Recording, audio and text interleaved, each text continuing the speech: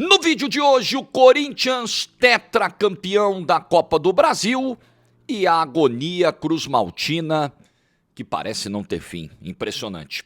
Like no vídeo, se inscreve, ative o sininho, rumo a 450 mil inscritos por aqui. Boa segunda-feira para todo mundo. Semana do Natal, semana de você presentear alguém, ou você mesmo, com o método BWay, aprendendo inglês, pagando muito pouco, com preço de black, ainda estendido para dezembro.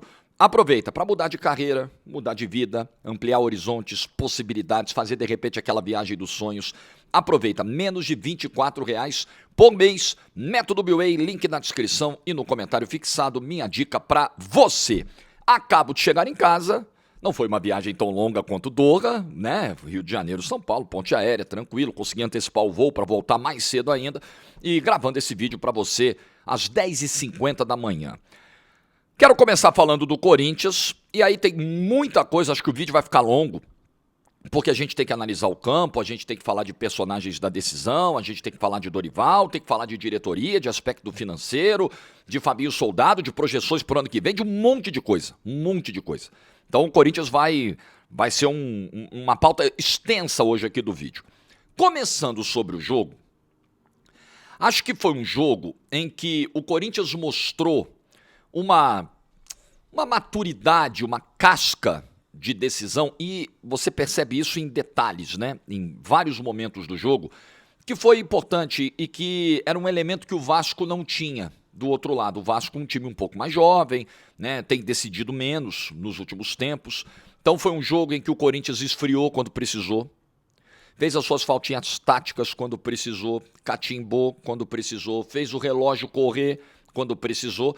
E isso, independentemente de julgar o mérito de ser bonito, de não ser bonito, isso faz parte de uma decisão.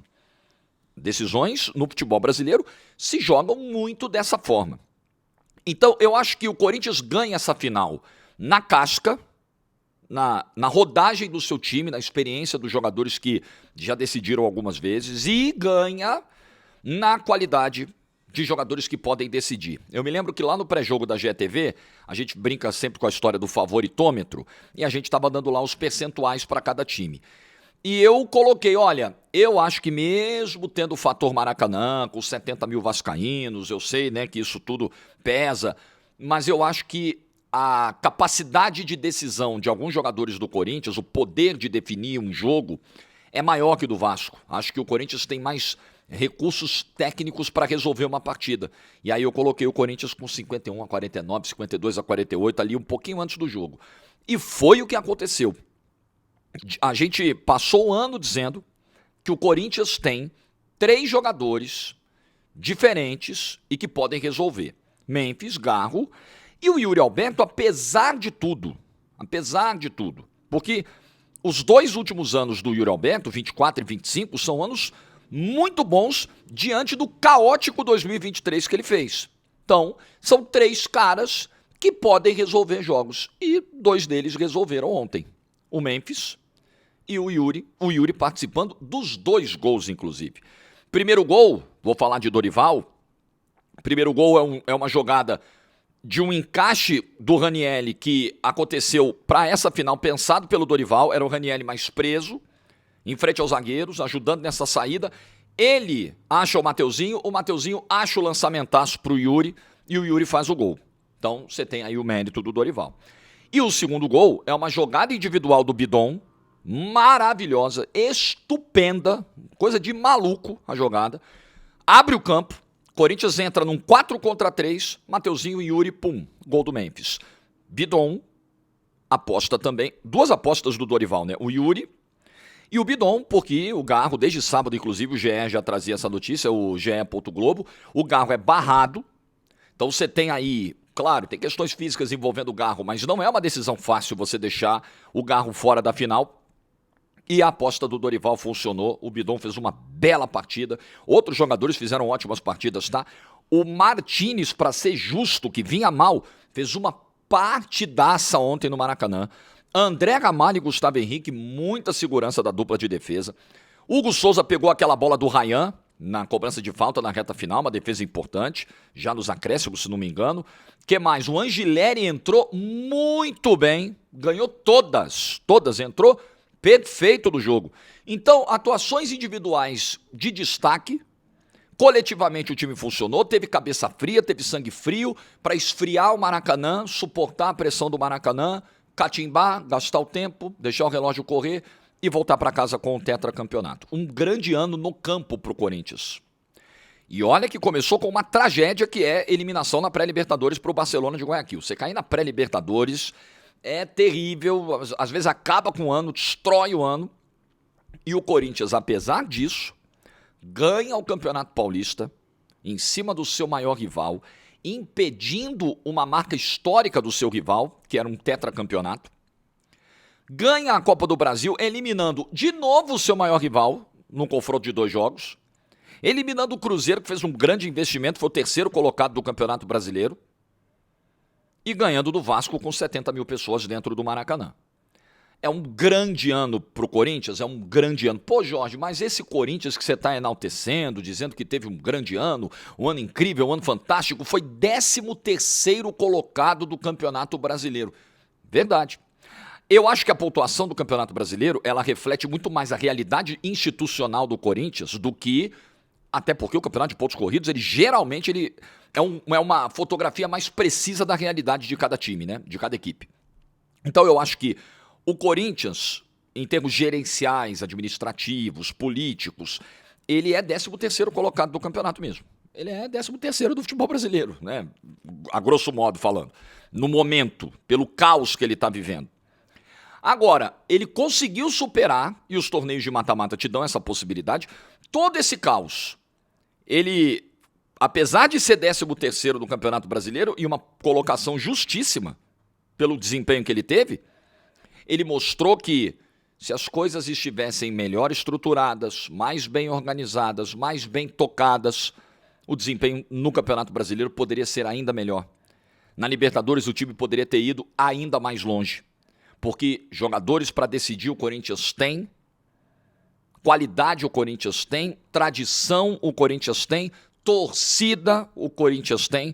E eu acho que esses sim são elementos importantes. Lá vem o Jorge falar de camisa. Eu acredito muito, que em determinadas circunstâncias, em determinados momentos, a força de uma equipe, a força de uma instituição, ela se prova, ela aparece. Não é qualquer clube, e entenda que é difícil falar isso, porque pode parecer glamorização do bunda lelê. E eu não sou defensor disso, você me conhece, você que está comigo todo dia sabe. Eu defendo os processos. Eu, inclusive, fiz vários vídeos ao longo do ano criticando todos os problemas que a gente estava vendo no Corinthians. Vários. E tem torcedor que fica até chateado. Pô, só fala do meu clube quando o meu clube tá mal. Mas a culpa não é minha se o seu clube tá mal. Eu não tenho nada a ver com isso. Eu não crio os assuntos, eles aparecem. E aí a gente tem que comentar. Então, esse Corinthians bagunçado, zoneado, foi campeão 2 vezes no ano. E aí, com muito cuidado eu vou dizer isso, mas não são todas as instituições, são poucas aquelas que conseguem, no caos, levantar troféus. Isso não deve, é complicado, é uma constatação, tá? Mas dizer isso, constatar isso, não significa defender isso. Entenda bem, eu não estou defendendo isso. Eu acho que o Corinthians precisa, porque o Corinthians, eu vi o Marcelo Beckler falar sobre isso hoje e eu tô muito fechado com esse pensamento, tá? O Corinthians é um dos poucos times que de maneira orgânica, um dos poucos clubes que de maneira orgânica, sem aquele investimento brabo, pode conseguir fazer frente ao Flamengo e ao Palmeiras, que nesse momento dominam financeiramente. Desde que o Corinthians se estruture para isso. Desde que o Corinthians se organize para isso. Desde que o Corinthians feche todas as torneiras que estão abertas do clube. E são muitas. Se o Corinthians conseguir fazer isso, um colosso que é, um gigante que é, ele briga pelas competições. Mesmo com uma dívida de 3 bi, o Corinthians bateu campeão da Copa do Brasil e do Paulista, em cima do bilionário Palmeiras. Imagine esse clube superavitário. Imagine esse clube fechando no azul. É difícil segurar. É uma força difícil de segurar. Só que o Corinthians está sendo preso, segurado por ele próprio. pelos seus próprios erros, pelos seus próprios desmandos, por um modelo político que, me desculpem, eu acho ultrapassado. O que não quer dizer também, a vida tem nuances, né, gente? O que não quer dizer também que eu acho o modelo SAF absolutamente perfeito. Não, não acho. Tem suas falhas também, tem os seus riscos também, as suas armadilhas também. Mas acho que o modelo associativo é o pior dos mundos. Não tem mundo perfeito? Não tem mundo ideal? Não tem. O que é o menos pior? Eu acho que é o modelo SAF. Inclusive, tem vários movimentos aí, tem o Safiel, né? Muita gente me cobra para falar sobre o assunto. Eu preciso entender melhor as ideias para poder elaborar um vídeo sobre esse assunto. Eu acho interessante, né? Num primeiro momento me parece uma ideia muito legal, mas é o tipo da final, porque geralmente o que acontece, né? Quando você ganha um título e você tá zoneado, você varre a sujeira para baixo do tapete, né? Ganhou o título, ufa, né? Não precisamos ter pressa para resolver, ó, deu tudo certo. Não, eu acho que tem que ser o contrário. Como o torcedor está cada vez mais informado e ele tem cada vez mais voz para se manifestar com internet e tudo mais, eu acho que esse tem que ser o momento de intensificação, de aumento da pressão. Escuta, ganhamos? Temos que arrumar a casa, senão a gente não ganha mais. Senão a gente vai ficar um tempão sem ganhar. Ganhamos, ótimo, lindo, maravilhoso, mas ó, a gente quer mais. A gente vai voltar a Libertadores no ano que vem? A gente quer mais no ano que vem. O que os senhores aí dentro estão fazendo para garantir que o Corinthians vai ter um futuro vitorioso? Que não vai ser um ponto isolado esse ano de 2025. Tem que ser agora o momento da cobrança. Não pode deixar dirigente relaxar. Não pode deixar incompetente varrer sujeira para baixo do tapete. Não, não, a hora é essa. É a hora do corintiano e da corintiana apertarem os caras, porque o Corinthians é imenso para viver a situação que vive. Provou isso ontem no Maracanã. Provou o seu tamanho, provou a sua força, provou a sua relevância para o futebol brasileiro. Se o Corinthians se organiza, Calil falava, né? Ah, o Flamengo, o dia que se organizar, e o Flamengo ganhou 2013 Copa do Brasil no início da arrumação. Tava tudo zoado ainda. O Flamengo ganhou 2009 o Campeonato Brasileiro no bundalelê. Bundalelê total. Ganhou o brasileiro, porque são clubes que têm essa capacidade. Pela força, pela expressão, pelo tamanho que tem. Então, se valia para o Flamengo a frase do Calil, ela vale para o Corinthians.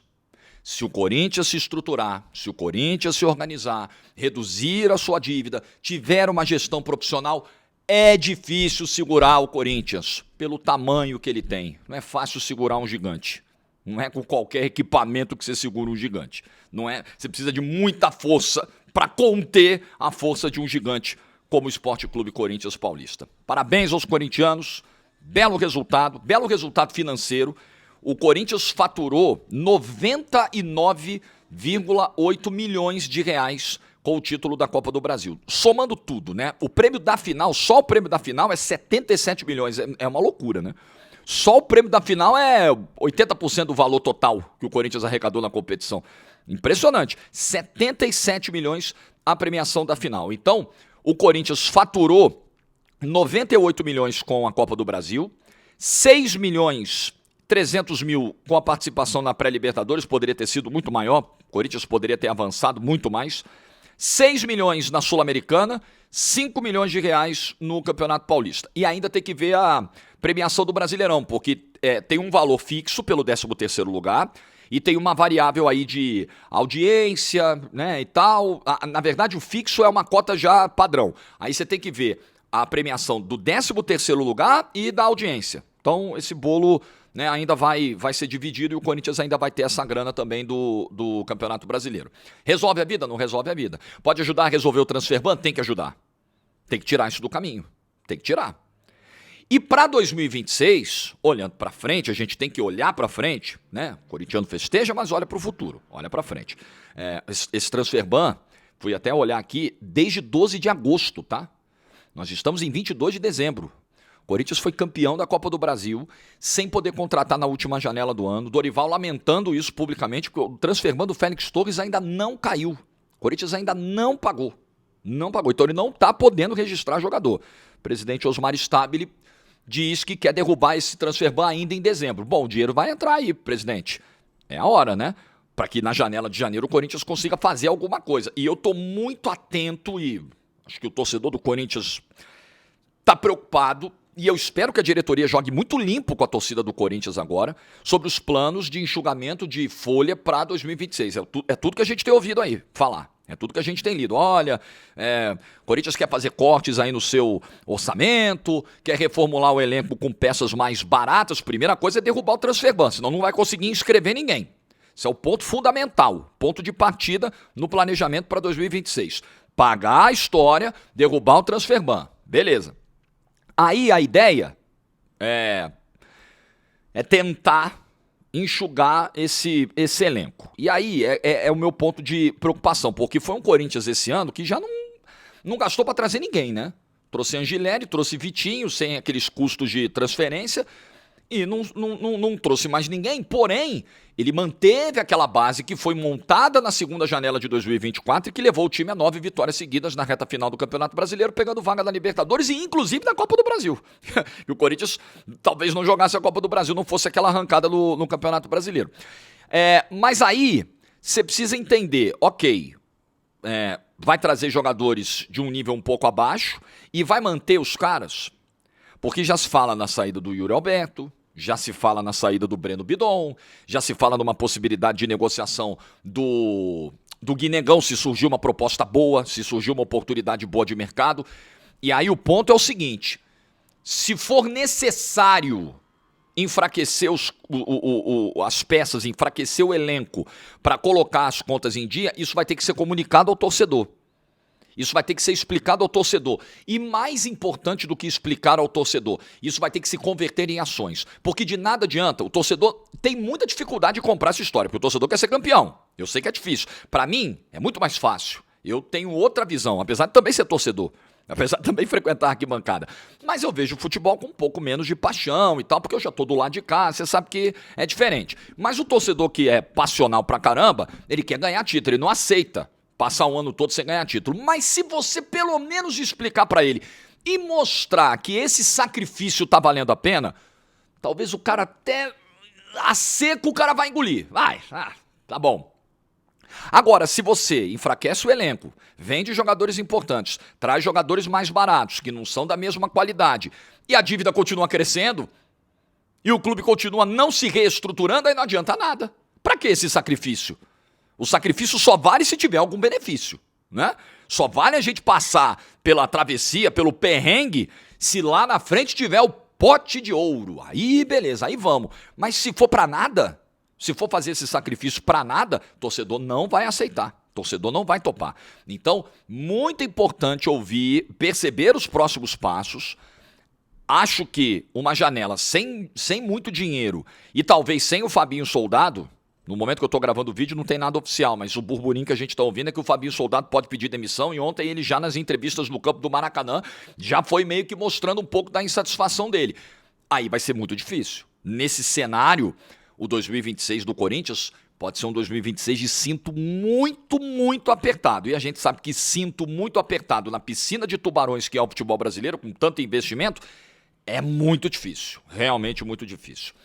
Mas é isso aí. Vamos pensar, né, depois. Comemora, corintiano, é isso aí. Tem que comemorar muito. Veste a camisa. Foi muito legal, cruzei com vários corintianos hoje no aeroporto, aqui em Congonhas, dentro do avião, todo mundo orgulhoso, enrolado na bandeira. Bonito de ver o corintiano vivendo, depois de um ano tão difícil, um desfecho tão positivo. E com seus rivais indo nada bem no ano, né? O Palmeiras vice-brasileiro, vice da Libertadores, vice do Paulista, né, e amargando justamente para o Corinthians essa derrota, aliás, 2 derrotas, porque também é eliminado na Copa do Brasil. O São Paulo que tentou uma vaguinha pelo menos de pré-Libertadores e não conseguiu, e o Santos que brigou contra o rebaixamento até a última rodada. Olha como são as coisas, hein?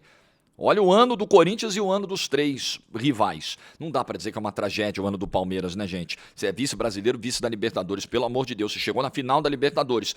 Só que é o sarrafo, né? O sarrafo do Palmeiras tá mais alto, tá mais lá em cima. Você claramente entendeu. Porque aqui temos uma audiência inteligente e, acima de tudo, honesta. Honesta com aquilo que é falado. Bom, Vasco. O título da Copa do Brasil, se pintasse para o Vasco, ele iria, não sei se jogar para baixo do tapete, mas ele iria ofuscar um pouquinho, né, uma sequência de resultados do Vasco que não é nada positiva. O Vasco, para você ter uma ideia, ele termina o ano com 9 derrotas em 12 jogos. Somando tudo ali, né? Campeonato Brasileiro, reta final da Copa do Brasil. São 9 derrotas do Vasco nos últimos 12 jogos do ano. É ruim. É um desempenho ruim, é um desempenho bem abaixo do Vasco nesse fim de temporada. Apesar disso, como temos uma competição de mata-mata que encurta o caminho para uma conquista, o Vasco conseguiu chegar nessa decisão.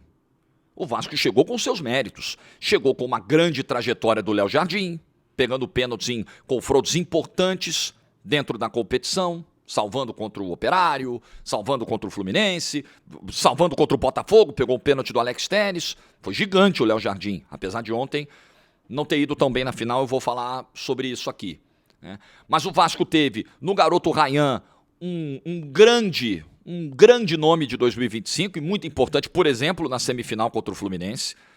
O Vasco chegou com seus méritos. O Verratti, apesar de um ano instável, irregular, difícil, 27 gols, fez gol na semifinal da Copa do Brasil. A dupla de zaga, que chegou no meio da temporada, Robert Renan e Cuesta, se consolidou, se firmou e terminou o ano bem. Terminou bem o ano. PH já não terminou o ano tão bem. Paulo Henrique, acho que é mais um dos casos de caras que vão para a data FIFA, vão para a seleção, vestem a camisa da seleção, não voltam no mesmo nível. Não voltou no mesmo nível. Não fez uma boa final o PH, não tem feito bons jogos o Paulo Henrique. Mas, no geral, o Vasco conseguiu superar as próprias dificuldades, as próprias limitações. Fica muito claro quando você olha para o banco e vê que as opções do Vasco ontem, quem tinha para entrar, para mudar o jogo? Entrou o Verratti, entrou o David, entrou o Matheus França, muito mal. Entrou o GB, isolou aquela bola ali aos 50 e tal, né? Depois do Robert Renan limpar 2, tentar bater, ela cai para ele e ele manda pro alto. É o que o Vasco tem de opção, é um elenco muito curto. Diferentemente do Corinthians, que ontem tinha um Garro, por exemplo, no banco de reservas. Tinha um Angileri, por exemplo, no banco de reservas. O Vasco não tem. E mesmo assim chegou a uma final de Copa do Brasil, eliminando o Fluminense, que tem mais qualidade do que ele hoje, que é um time mais forte que o Vasco hoje, eliminando o Botafogo, que tem um investimento bem maior, por mais que tenha sido um ano de muitos erros do Botafogo, mas é uma baita classificação do Vasco dentro do Nilton Santos. Ninguém pode tirar os méritos. E o Vasco, que deixa ainda mais dolorido pro torcedor do Vasco, é que o Vasco volta de São Januário com um bom jogo, cara. Com um baita jogo. O Vasco fez uma atuação melhor que a do Corinthians na quarta-feira. O Vasco saiu com a confiança lá em cima. Caramba, se a gente conseguiu jogar isso aqui, na casa do Corinthians, imagina no Maracanã com 70 mil. O título tá encaminhado. E eu queria falar desse pensamento e desse comportamento do torcedor, porque aí vai chegar a galera e vai falar: os caras estavam confiantes, soberba, arrogância. Pelo amor de Deus, gente. Você torce por um clube grande. Você vai fazer uma final em casa, você voltou da casa do adversário vivo, não tomou gol, não perdeu o jogo. Claro que você tem que estar confiante, meu Deus do céu. Tem pecado nenhum nisso. Claro que você tem que estar confiante e muito. Claro que você tem que ir lotar o Maracanã, fazer festa e pensar no título. Óbvio. Mas o time não correspondeu. Por ser uma equipe limitada, o Vasco tem as suas oscilações. O Vasco em alguns jogos vai conseguir render, em outros não vai conseguir render, porque não é um elenco equilibrado, não é um time equilibrado, é um time que chegou, né, na característica de uma competição de mata-mata que te permite isso, mas não esqueça, o Vasco foi 14º colocado do Campeonato Brasileiro. Essa final foi entre o 13º e o 14º colocado do Campeonato Brasileiro. Simples assim. Então, acho que o o Vasco fez e os aplausos que a gente ouviu depois do jogo, assim que o juiz apitou, enquanto a torcida do Corinthians festejava, eu acho que eles são merecidos, cara. O Vasco hoje ele parte atrás dos seus rivais, ele tem menos investimento, ele tem um futuro mais incerto, ele tem um jejum maior, muito longo, ele tem um cenário político que ainda não é completamente estável, pacificado. A 777 saiu do Vasco por uma força de uma liminar, gente, que é uma decisão provisória, algo absolutamente frágil. Não se esqueçam disso. Então, apesar de tudo, Esse time foi vice-campeão da Copa do Brasil. Vai glamorizar derrota, glamorizar fracasso, Jorge? Não, não vou, não faço isso. Mas é preciso reconhecer que o Vasco foi muito longe diante do momento que ele vive. E poderia ter sido campeão da Copa do Brasil e não seria nenhum aborto da natureza. Eu acho que foi uma final de dois times que tiveram dificuldades parecidas na temporada. Tiveram rendimentos muito próximos no Campeonato Brasileiro, como a gente acabou de olhar para a tabela. Mas acho que faltou essa caixa também de decisão, essa experiência de decisão, né? O Vasco muitas vezes caindo na pilha, na catimba do Corinthians e o relógio correndo e ótimo pro Corinthians. E o Corinthians arrumando bolinho, arrumando confusão, malandramente. Claro, você percebia claramente no Maracanã, estratégia. Próprio Dorival no banco. Próprio Dorival, que não é disso, acabei esquecendo de falar do Dorival. 4 títulos, hein? 4 títulos de Copa do Brasil na carreira do Dorival Júnior. Ninguém discute que o Dorival é um grande treinador do futebol brasileiro. Acho que os trabalhos recentes do Dorival, até o próprio trabalho do Corinthians, né, onde o time anda uma casinha para frente e uma para trás, joga um jogo bem, joga um jogo mal, são trabalhos ainda abaixo do que o Dorival já mostrou no melhor da sua carreira. O trabalho da seleção brasileira foi um trabalho ruim. O Dorival foi merecidamente demitido da seleção brasileira. Foi correta a decisão de mandar o Dorival embora depois da data FIFA de março da seleção brasileira. Não vai ser o título da Copa do Brasil que vai fazer eu mudar de opinião. Mas, inegavelmente, é um treinador que sabe trabalhar nesse tipo de competição, nesse modelo de Copas, e é vencedor. Os estrangeiros são melhores, os gringos que chegaram aqui fizeram trabalhos melhores, acho que recentemente fizeram, acho que não tem muita dúvida disso, mas o Dorival tem o seu valor. Mas voltando, não perdendo esse fio, acho que o Vasco precisou dessa experiência para jogar a decisão, acho que isso faltou para o Vasco, acho que faltou, isso é importante, isso é dolorido. Acho que tem as questões também de erros, de detalhes nos gols, né? Que vale a gente destacar. Então, você tem ali, olhando para os gols principalmente, né, que o Vasco acabou levando no jogo. Primeiro gol, o Mateuzinho, quando recebe o lançamento do Ranieri, tá tranquilo e calmo. Tranquilo, calmo. Recebe, domina, olha o Yuri, olha o Memphis, vou lançar ali. Plau! Ninguém chega. E o Léo Jardim, eu acho que poderia ter saído do gol para tentar alguma coisa. Nos dois gols, tá? Nos dois gols. O Cuesta estava distante do lance também, tudo mais. E aí o segundo gol, claro que tem um lance magistral do Bidon, mas tem um erro do Puma. Tem um erro do Puma Rodrigues e aí, desmonta a defesa. Quando o Barros tenta alguma coisa, já era, o Bidon já tinha ido embora. Aí o Vasco ficou numa inferioridade numérica para tentar conter um contra-ataque. Eram 3 do Vasco, 4 do Corinthians e tomou o gol. A defesa estava toda zoada, toda desorganizada naquele momento. Ainda foi ali no abafa, teve o chute do Ryan, mas aí era só abafa, era só desespero. O Diniz foi colocando um monte de atacante no time, desespero. E o Vasco não conseguiu fazer o seu gol de empate. Vai jogar a Sul-Americana no que vem. Não era a competição que o Vasco desejava, mas é uma competição acessível, como é a Copa do Brasil.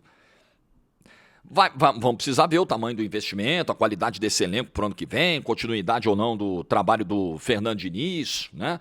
Qual vai ser o tamanho dessa reformulação? A janela do meio do ano do Vasco foi uma boa janela. Se o Vasco conseguir manter esse índice de acerto para a janela de janeiro de 2026, será muito bom. Qualificar. Mas tem jogador aí que realmente, alguns que a gente citou, foram muito mal. Outros, vale a gente fazer a citação, tá? Positiva. Andrés Gomes, o que jogou nessa final. Muita bola, nos dois jogos, inclusive ele cruza a bola para a cabeça do Nuno ontem para o gol de empate do Vasco.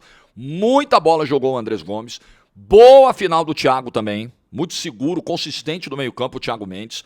Então, nem tudo tá perdido. Dupla de zaga encaixou, o Léo Jardim poderia ter ido melhor na final, mas na temporada ele foi gigantesco pro Vasco.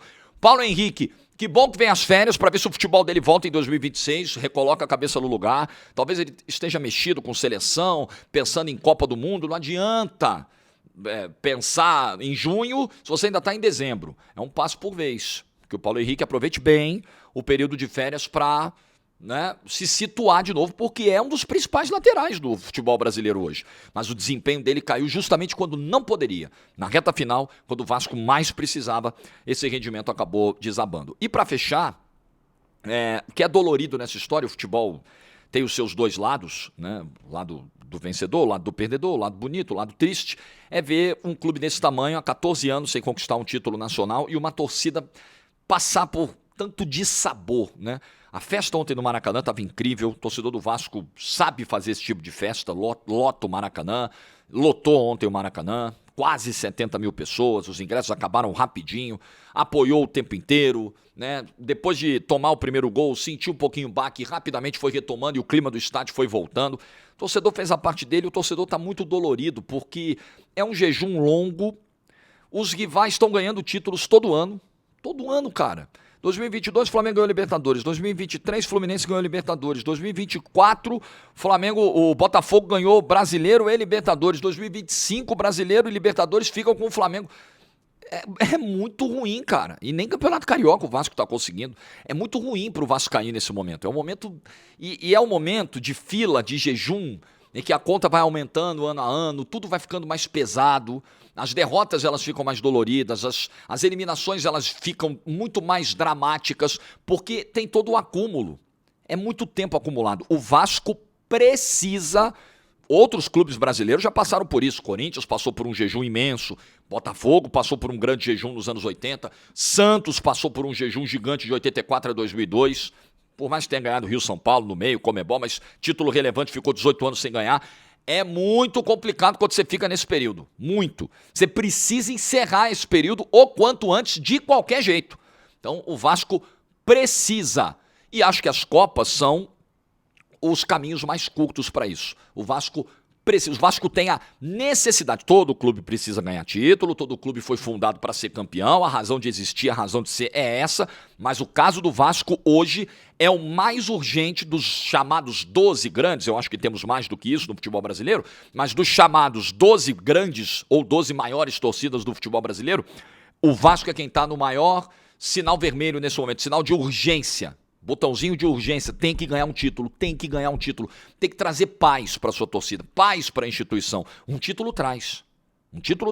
E o Vasco precisa, tem a necessidade de, em 2026, buscar, quem sabe uma Sul-Americana, quem sabe uma Copa do Brasil. É isso aí. Bom, feito o vídeo nessa segunda-feira, deixa o like se você ficou até o final, agradecendo a enorme audiência que tivemos ontem na GETV, mais uma vez, fechamos muito bem o ano.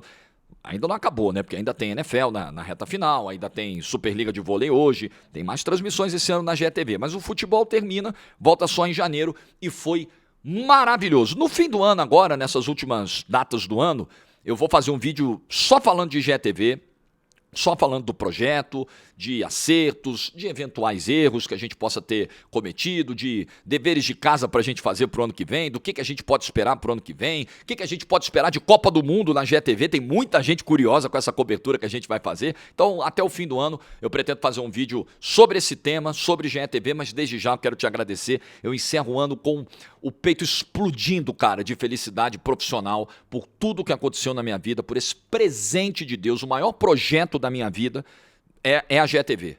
É o maior projeto, e eu já tive em projetos lindos, maravilhosos.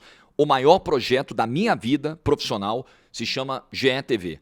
E nesses 3 meses e meio, conseguir tudo que a gente conseguiu, é pra gente comemorar. É pra estourar um monte de garrafa aí no fim do ano, festejar e muito. Esse é o clima por aqui e eu quero te agradecer porque isso só acontece porque você tá aí, cara. Só acontece porque você escolhe ver o jogo com a gente. Só acontece porque você dá esse apoio pra gente. Cada like que você dá na transmissão. A transmissão de ontem teve quase 800 mil likes, pô. Uma live com quase 1 milhão de likes, você imagina o que é isso? Então é graças a você muito que isso acontece. Obrigado. Like no vídeo se você ficou até o final. Juízo, parabéns, corintianos. Tchau.